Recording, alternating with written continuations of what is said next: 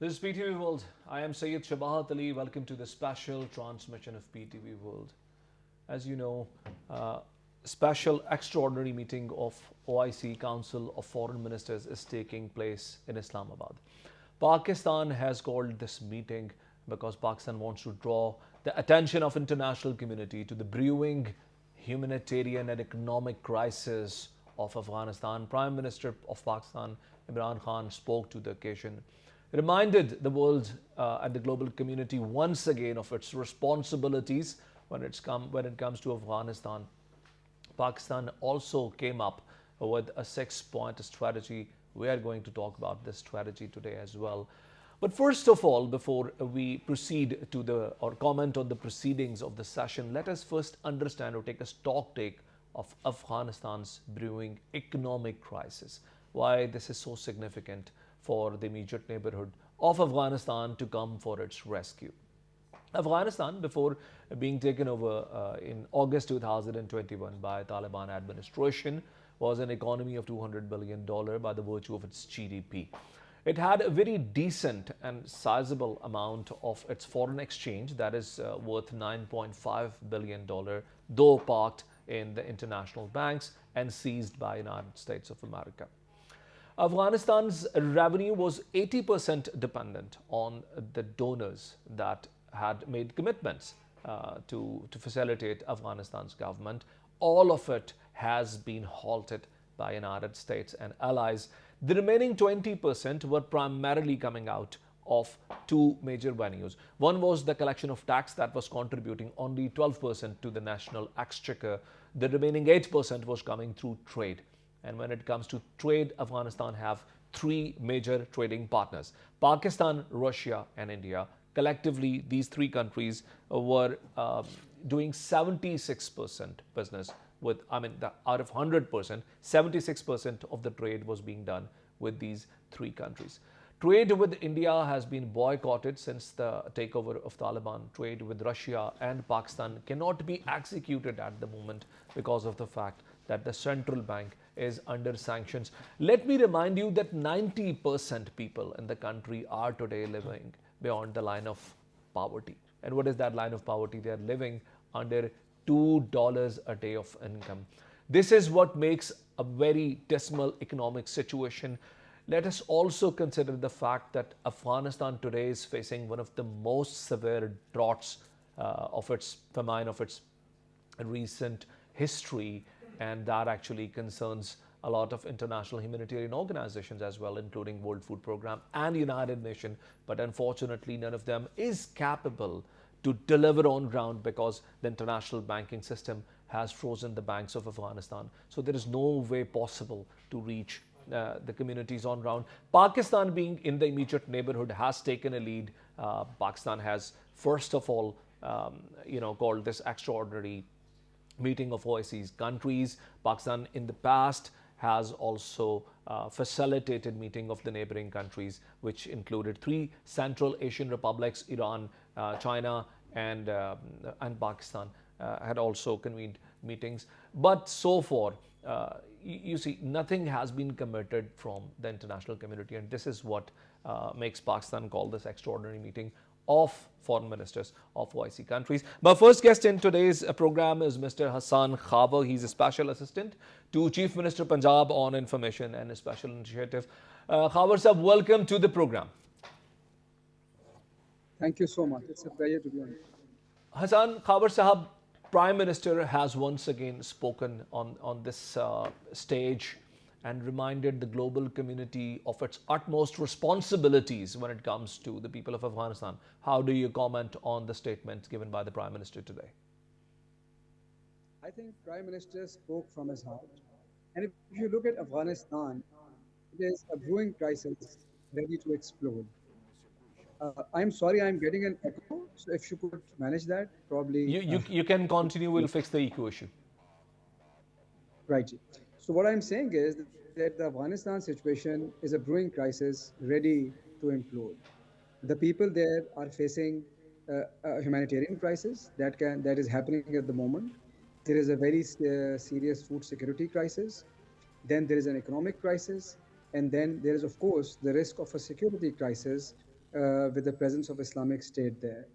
And I think right now, Afghanistan is at a very critical stage because there, if they gain stability, only then they can probably go back to the path of prosperity and growth and stability.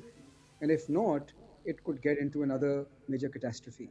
And I think it is a point to ponder for the whole world because if the situation in Afghanistan goes out of control, it suits no one. It does not suit the region.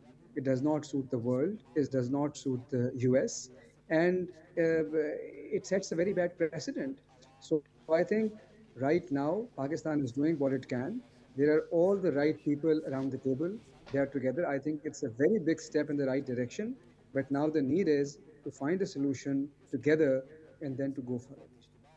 Hassan Khavar said this is happening after a very long time. It's quite commendable and very courageous on part of Pakistan, not only to invite this extraordinary meeting of foreign minister, but what Prime Minister Imran Khan said, that it's also our religious duty. We cannot shy away from Afghanistan's from the responsibilities that we have toward Afghanistan. Once again, Prime Minister took the stage and reminded the Islamic Ummah about the haunting issue of Islamophobia. He was courageous enough to state Ummah's point of view on United Nations platform as well. How do you see that? I think Imran Khan has been a big champion. The Prime Minister has been voicing his opinion on the issue for a very long time. And I think it is just the right stage for that because number one, uh, if we have to kind of work on our Muslim brotherhood bond, then it is absolutely our moral responsibility, religious duty to help our neighbors, to help our Afghan brothers. So I think there are no two opinions about it. But also because Afghanistan has direct implications for Pakistan, and Pakistan has always played a big role. I think what the Prime Minister is doing right now, what Pakistan is doing with all the OIC members here in Islamabad, I think it reinforces, it endorses Pakistan's credibility as a leader of the Muslim Ummah. It endorses Pakistan's credibility and position as a regional leader, and it also denies all the surround sound coming from other countries which wanted to isolate Pakistan. I think India has been trying to do that for a very long time. So I think it dispels that impression, and I think it's a very exciting time for Pakistan to be in that position to be able to convince OIC countries to come and talk about this issue. So I think it will go a long way, not only in addressing the Afghanistan situation, but also in strengthening the Muslim Brotherhood bond amongst Muslim countries, and more so in creating and reinforcing Pakistan's leadership position. Hassan Khabar sahab, the foreign minister, Makhdoom Shah Mahmood Qureshi, has also come up with a 6 point strategy. And the first point was to make OIC or to ask OIC to make a vehicle that can deliver the immediate relief goods to address the humanitarian catastrophe that's taking place in Afghanistan. How hopeful you are when it comes to these countries, because most of Islamic countries are in dire economic condition with a very few exceptions. So, if I be honest, I am very hopeful when it comes to relief measures, when it comes to addressing the immediate humanitarian crisis. And I think countries will come together, and I think some countries have already indicated to provide support to mitigate this impending crisis. I think where the real challenge lies is to bring everyone together on finding a long-term solution to Afghanistan's problem, because this humanitarian crisis is a manifestation of the underlying political crisis, of the underlying economic crisis. And even if we address this crisis right now, we have to fix the institutional system, we have to fix the banking system, we have to address the political problem that Afghanistan faces right now. And if we do not kind of address those issues, then even if we are successful in addressing the immediate humanitarian crisis, we may be up for another crisis, not in a very distant future. So I think we have to focus on both sides. Of course, addressing the humanitarian crisis is the first and foremost priority, and that's where we should focus, and that's where everyone should focus. But we should also not forget the deep-rooted underlying problems because right now the state of Afghanistan is choking. They do not have money, they do not have supplies, and if the situation continues like that, the situation could get worsen in no time. Thank you very much, Hassan Khawar Saab, for being my guest in today's program. Ladies and gentlemen, this was Hassan Khawar Saab. He's a special, he's a special assistant to Chief Minister of Punjab. And what he said is very pertinent and very important issues that have been underlined by him. He said Afghanistan is breaking financially, and this is the time when the entire global community have to come forward. The responsibility cannot rest solely with the immediate neighborhood of Afghanistan, as the issues that can take place, as the crisis that can take place once Afghanistan faces a, God forbid, more severe situation, will affect the entire global community. He also said that Pakistan has shown a great deal of responsibility by taking the center stage, and the leadership of OIC, he mentioned, has also commended Pakistan's role in this regard. I am joined by Dr. Muhammad Shoaib. He's a senior analyst based in Islamabad. He has a very keen eye on the issues of South Asia and particularly the issues of Afghanistan. Shoaib Saab, I welcome you to my program. Thank you, sir, for having me. And how do you see the developments of OIC's special foreign ministers meeting taking place in Islamabad? You have seen the representation of Turkey, countries like Saudi Arabia have already been there. There are some international organizations also there, and a delegation from Taliban is also here as observer. Your comments on it, sir? So this is a great initiative from Pakistan. And secondly, one thing that we are not really talking about a lot is that Pakistan is trying to transform this conflict and this crisis. I mean, if Pakistan and the immediate neighbor just focus on this problem of Afghanistan, so this is a regional problem. But when there are almost more than 55 countries here, and when there are more than a dozen organizations here, it means we are going to transform this conflict or this crisis into a global crisis. And most of the countries which are participating in this conference, plus the international organizations, they have good relations with the West and the United States as well.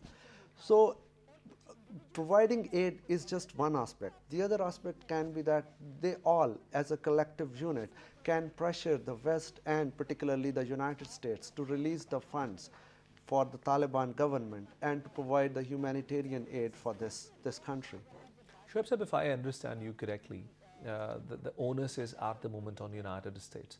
And this entire diplomatic exercise is going to build up some pressure on the United States. Exactly. To remind the United States of her responsibilities when it comes towards Afghanistan, as US has remained militarily and diplomatically and financially and administratively engaged in Afghanistan. But tell me, what do you believe, as an expert of the subject, what do you believe are the concerns of United States? Why have United States will abandon Afghanistan at such a rapid pace and will not even look back? So there are wars, there are crises which lose popularity. And then the voters, they are sort of fed up from those crises. And the Democrats, they thought that it was the right time, and particularly when President Trump has signed an agreement with the Taliban. So Democrats, they have a good sense, like, we will not be facing any responsibility, but then everything will be like on the President Trump, that he had done all the agreements, we are now just following our promises, etc., etc. And then they knew that Afghanistan had really become an unpopular war. Dr. Shoaib, I have Dr. Kaul. He's from University of Akron. He is director of the Center of Intelligence and Security Studies at University of Akron. Let me ask this question from Dr. Kaul. I welcome you to my program. Thank you for having me. And we are discussing the role of United States when it comes to Afghanistan. There is a lot of criticism in this part of world. Afghanistan, as well as the immediate neighborhood, believes Afghanistan has been abandoned once again by United States. How do you see the situation, sir? Well, there's been momentum in the United States to leave Afghanistan for quite a long time. It's gone on for over a decade. And it was always a difficult question to answer, when would be the right time to leave Afghanistan. And there had always been some reluctance on the part of the US military and the US intelligence community to leave the country because they felt like Afghanistan wouldn't be stable. Afghanistan would once again become a security threat to the United States, principally because of harboring groups like Al Qaeda. So there really was never a very good time to leave the country. But no one could have predicted that it would have collapsed as quickly as it did. People predicted that Afghanistan would have a hard time keeping stable, but it wouldn't go that quickly. So the events of this summer were very surprising to everybody who was really watching Afghanistan. I will go with this argument without agreeing or disagreeing with it, but just in case if the entire intelligentsia or entire military industrial complex of United States was unable to understand the strength of Afghan military or Afghan government that they had garnered for 20 years, still what is on the ground is quite visible. I mean, there are people dying with hunger. 90% population is below $2 of income in a day, and the banking channel have been switched off by United States. Do you not understand, or don't you believe that it is a bit brutal to make a particular country go in a starving situation without providing any relief? I mean, they're not asking US for anything else but their own $9.5 billion that is stuck upon the directive of US administration. Well, there's a very difficult situation here, and that is that the Taliban government includes within its ranks several internationally recognized terrorists. And that makes it very difficult from a legal perspective for the United States to channel aid through that government. And so the best the United States would probably be able to do is to channel aid through other organizations, other entities, rather than the Taliban government. So there will probably be something worked out. There is a trickle of US aid that is coming through to Afghanistan. Having said that, recognizing the Taliban and giving the Taliban aid directly is going to be a very, very difficult thing for the United States government to do, given the legal problems with that within the United States. And also there'll be immense pushback from within the US Congress to aid what would be looked at as aiding an organization which is in cahoots with Al Qaeda, and also has within it terrorists itself. Dr. Kal, but we have to draw a line really between the common people dying of hunger and few people that United States believe to be terrorists.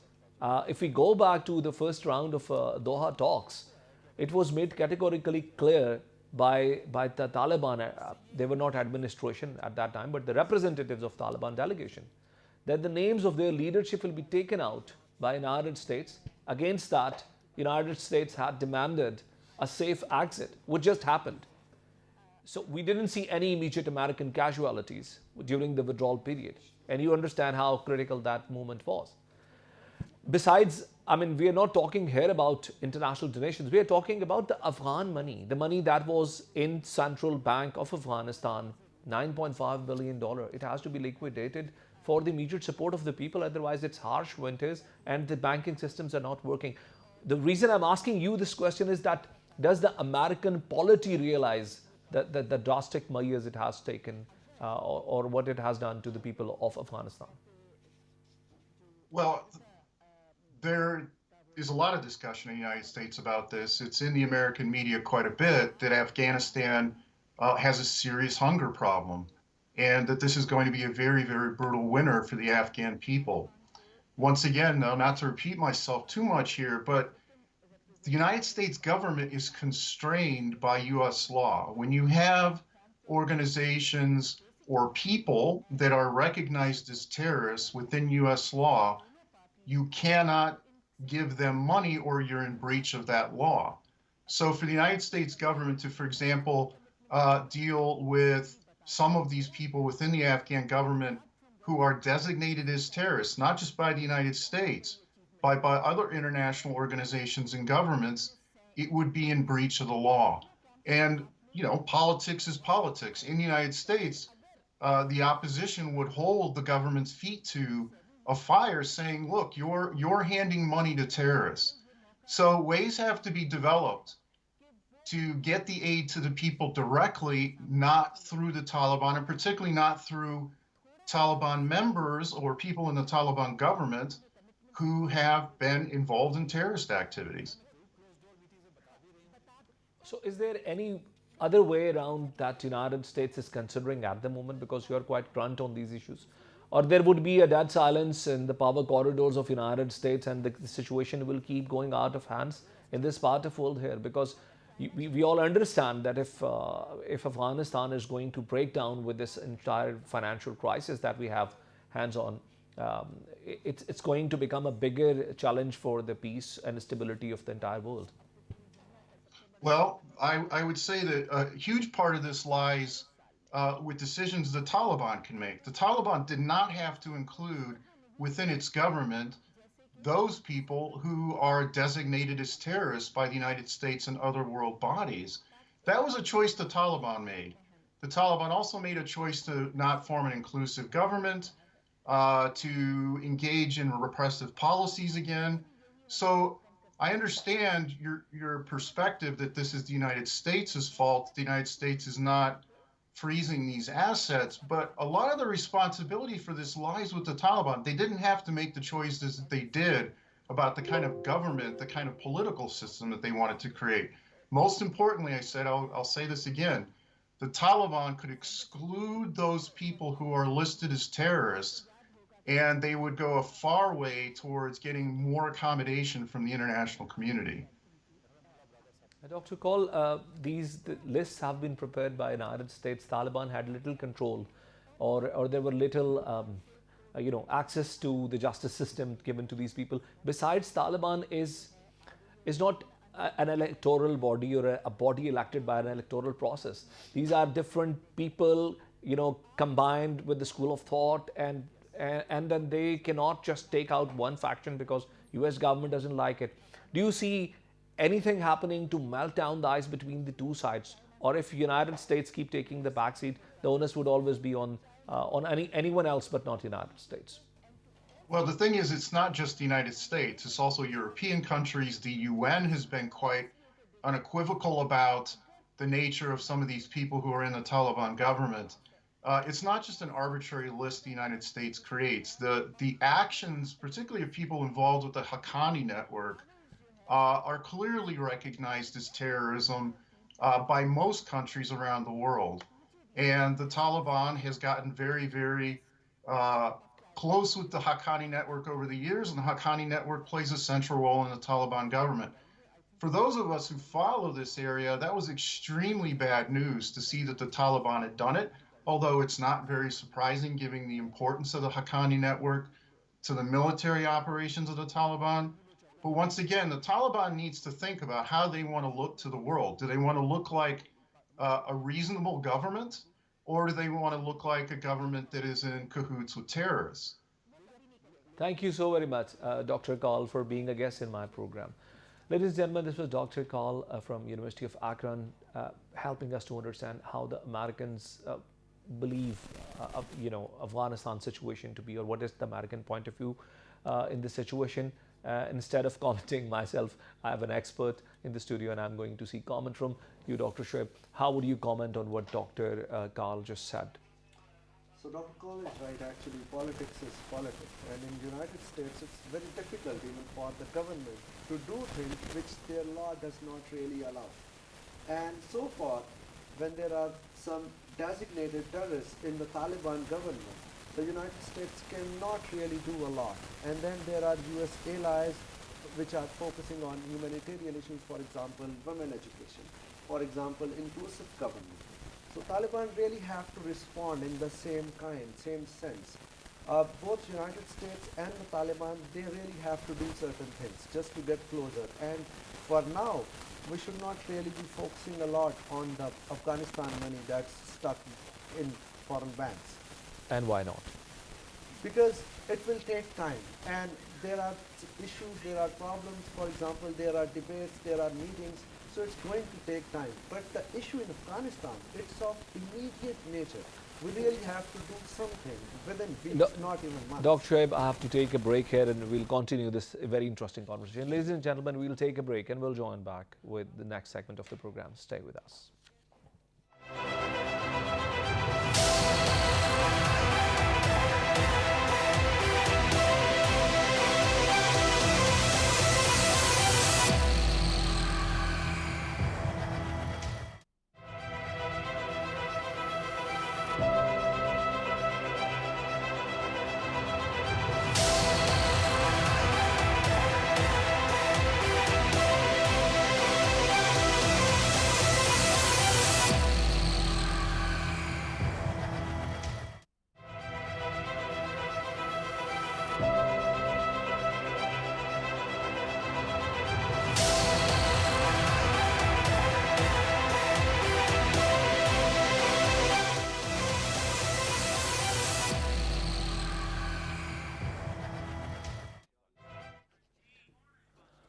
Welcome back, and we were having a very interesting argument with Dr. Shoaib, who is telling us that Afghanistan's banking channel cannot be opened very quickly. Let us understand once again why not. Why not, Dr. Shoaib? So because we are talking about procedures, we are talking about organizations, we are talking about multiple actors and multiple layers of laws. So for example, if all the communities, the West, the European Union, United Nations, so if all these actors, they agree that we have to resolve the Afghanistan crisis, still they have to meet, they have to work on it, and they will demand something from the Taliban in the return. So this period or this whole procedure is likely to take months. But the problem which we are facing at this moment in Afghanistan, we cannot really wait for weeks because winter is there, and already we have been hearing news about the sufferings of the people, particularly of children and the women, not particularly around in areas of Kabul, etc., but in the far-flung areas, in the rural areas, where sometimes it really gets difficult to even travel in the winter.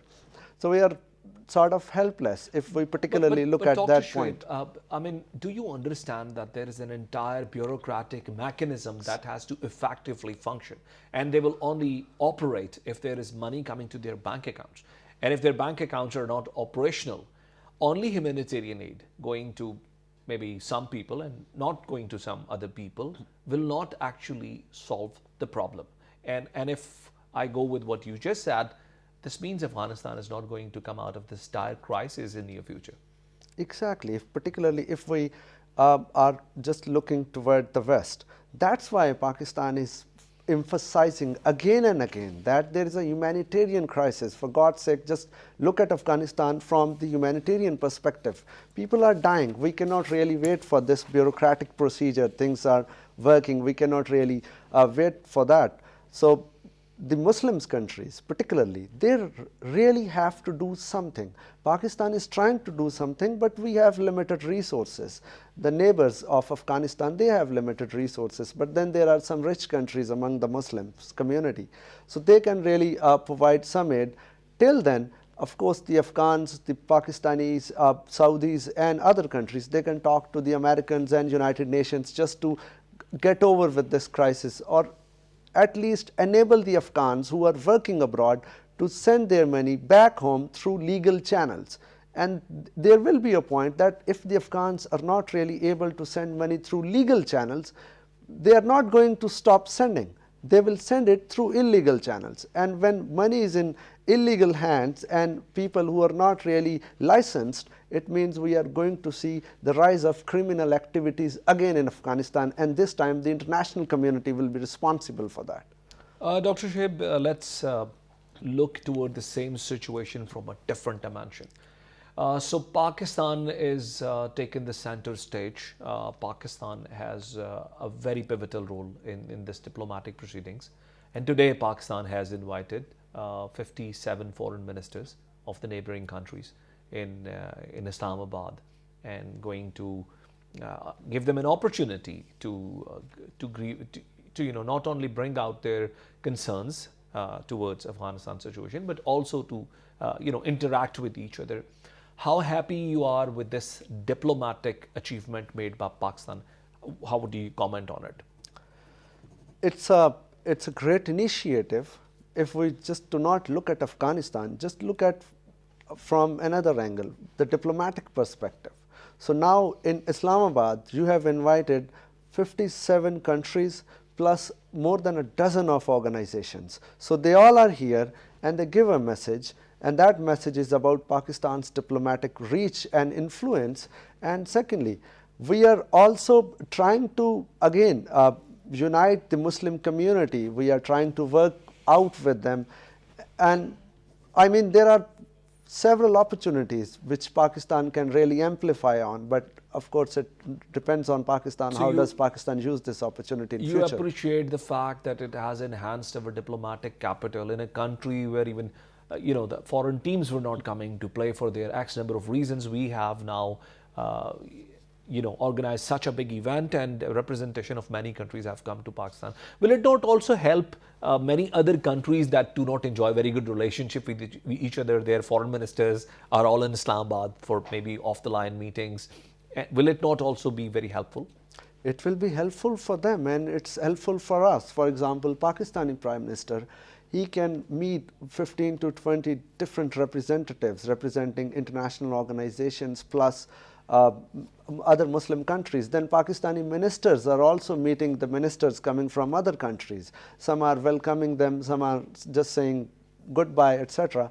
So we are establishing good relationships with all these Muslim countries, and then in future we can work on our trading relations, we can enhance our cultural relations, we can send our teams, they can send their teams, and generically it sends a message to the world that Pakistan is a safe country. Look at this, 65 different representatives are here, and they all are representing different organizations and state. There is a level of trust which they all have shown toward us. Coming back to what American concerns are at the moment, Dr. Karl very nicely pointed out United States concerns at the moment, and you also said that there will be problems going forward if United States does not abide by its own laws.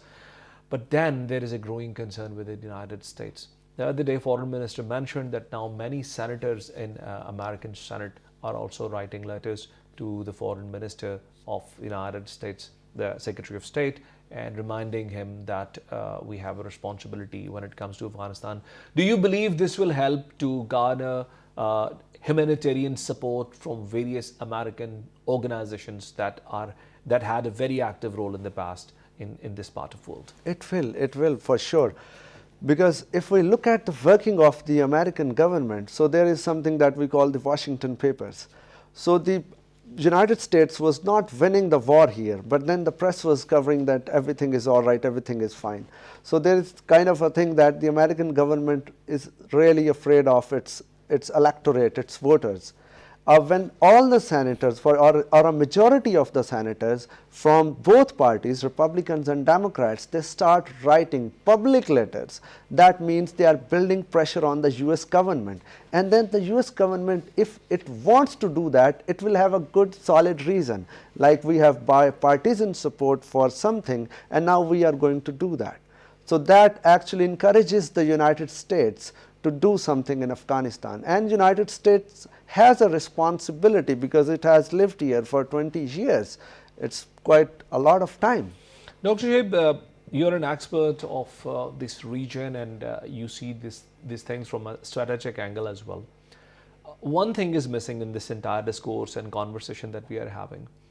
We have major powers like China and Russia, powers that give tough time to United States foreign policy, powers that help to set the global order, and we do not see them taking a major role, jumping onto the handle saying if United States is not doing enough, it's our time maybe to pump in money to increase influence in Afghanistan. What do you think can be the reason of reluctance of these two major economic powers? One thing that comes to my mind is that Afghanistan is a difficult country. So there are a number of actors, tribes. It's pretty difficult just to even understand Afghanistan. And secondly, the regional powers, primarily China, it has very limited concerns vis-a-vis Afghanistan. So it shares a boundary with Afghanistan that's not really more than 100 kilometers. and then the number of interests which it has in Afghanistan are limited. So it may announce aid for like $100 million, $200 million, but that's sufficient for now for the Chinese. The Chinese are not really going to take lead in Afghanistan. They have seen what happens to great powers. Not even economic lead, right? Not even economically.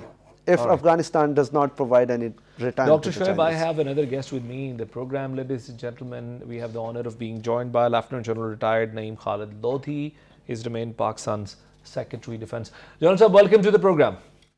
Thank you very much. So kind of you. Assalamu alaikum. Walaikum salam. General Naeem Khalid, how do you see this OIC conference where representatives from 57 countries are talking to each other, an eyeball to eyeball conversation, and the subject is Afghanistan? I think by itself it's a great achievement, even for the OIC itself, that they've been able to gather so many delegates, not only the OIC representatives, the foreign ministers, but also members of P5, members of great countries, and also from UN, and even the representation of the interim one setup. And for Pakistan, it's a great achievement. For Pakistan, it's a great feather in the cap. And I think Pakistan is, doing a very good role by acting in two directions. One, it is telling the world that what it means if Afghanistan is neglected and not given proper aid in time, which is immediate time. And on the other side, also telling the interim Afghan setup that please try to accommodate whatever demands are being, whatever demands can be met, at least what the international community is asking. So actual things will be clear once the communique comes up. But so far, I think it's a thumping success. People, all those who have talked about it, they have talked about the plight of the Afghans and the need of their help and what all they need. They have talked about, food. They have talked about medicine and schools, schooling and all that. But I think unless they come up with 2-3 cogent and practical recommendations, one, that the banking channels must be opened, and this must go to UN and US and everybody. And secondly, whatever money belongs to Afghans, wherever it is, it must be handed over to them. So if only these two things happen, I think it will be a great achievement. But even if these two do not happen, the conference itself, gathering of so many delegates, they are going to pledge certain things for Afghans. Some materials will flow definitely. So I think overall it is a great event. General Naeem Khalid, how do you think Pakistan's role has emerged as a country that has taken the lead, that has done perhaps diplomatically the most for Afghanistan? How happy you are with this progress of our foreign ministry ever since United States has completely withdrawn from Afghanistan? I think if we take a lead of what all the delegates were talking once they were giving their short speeches, everybody praised Pakistan and they praised their efforts. So I think Pakistan's role has been prominent, and for that you'll have to give you have to give encouragement to our foreign policy operators and foreign policy and foreign ministers and even prime minister. Prime minister, the way he again not only talked about the Afghan situation but the plight of other Muslim areas also, including Kashmir and Palestine. So I think even if we don't say if we don't appreciate the things ourselves, the world is appreciating.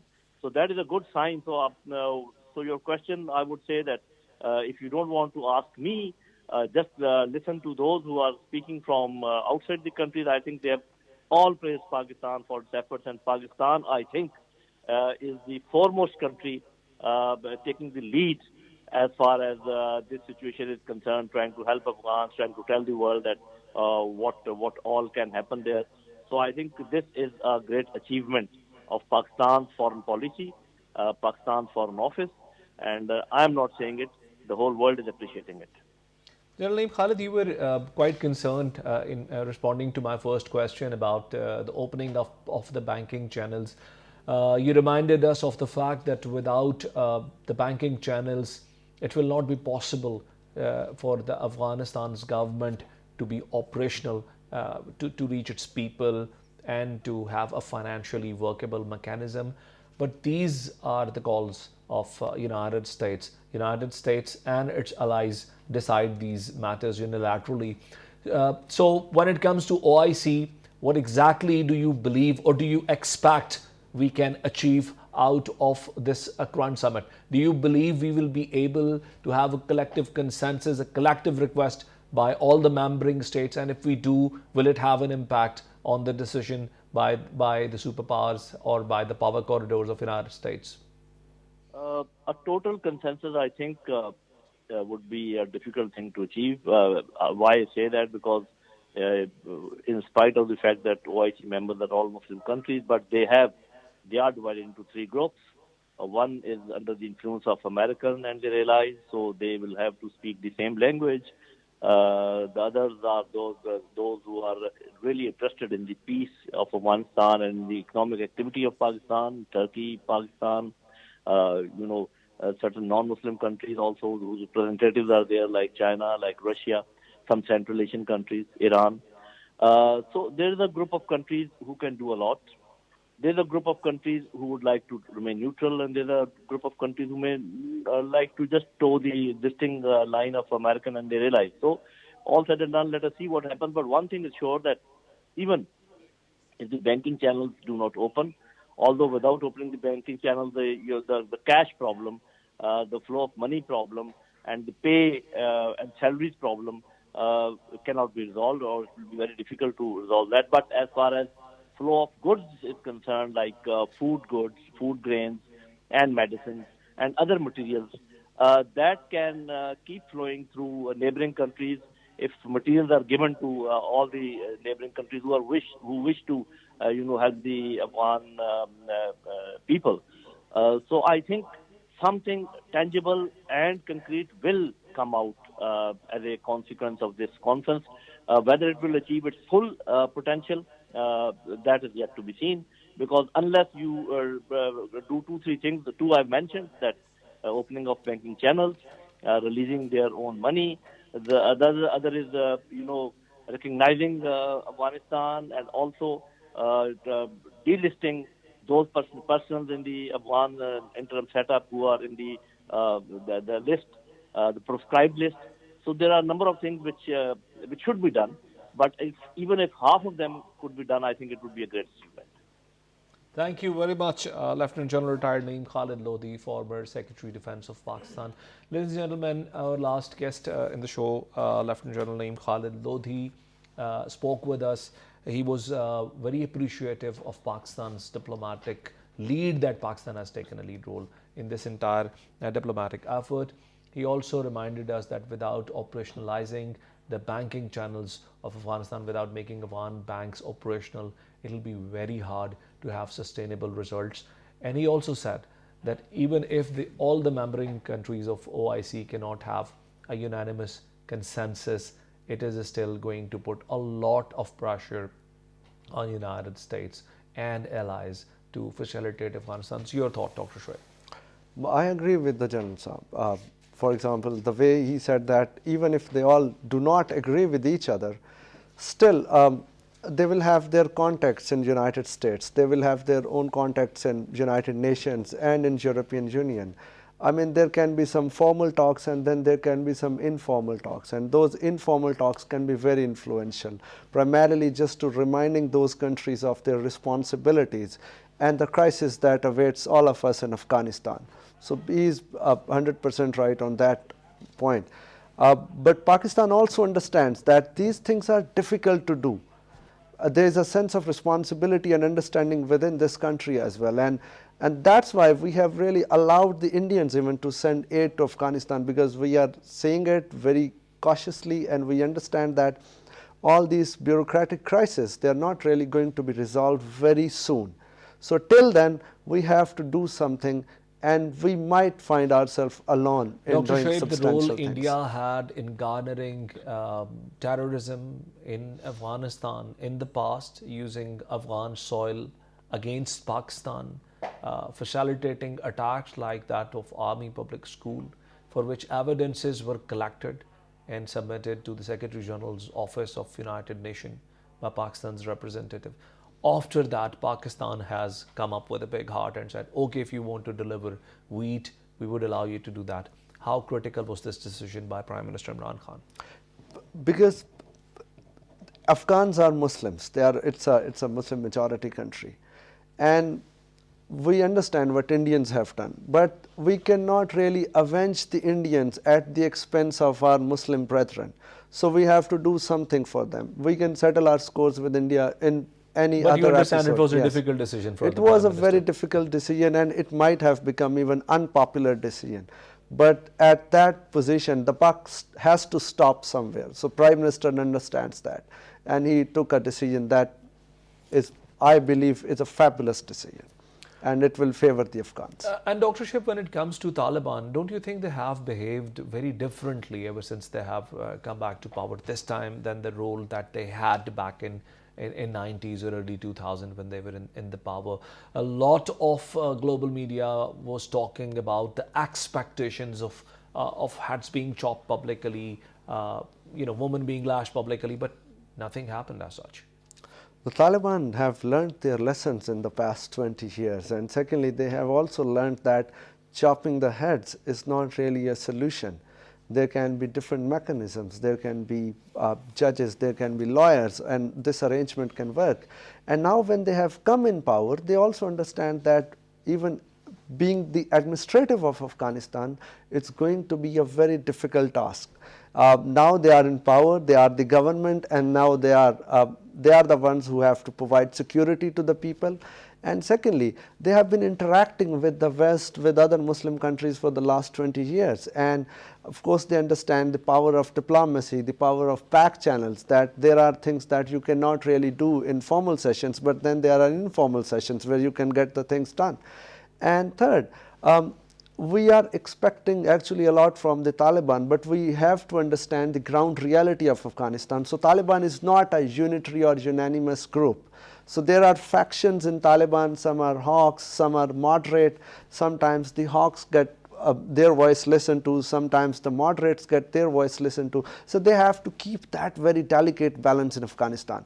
If the Taliban gets split, God forbid, we are going to have small fiefdoms in Afghanistan, which is, I believe, going to be a horrific scenario if But that the way happens. they handled their image through the use of social media and through their interaction with the formal media is also quite commendable. They didn't allow any false signals to go to the Western media, which was expecting something big to happen, and then to create excuses for whatever US plans were for Afghanistan.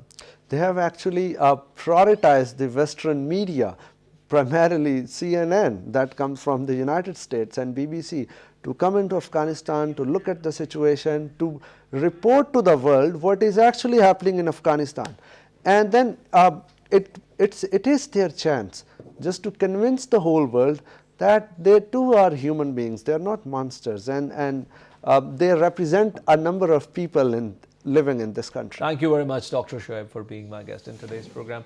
Ladies and gentlemen, this was Dr. Shoaib telling us that Taliban have also learned out of the mistakes that they did in the past.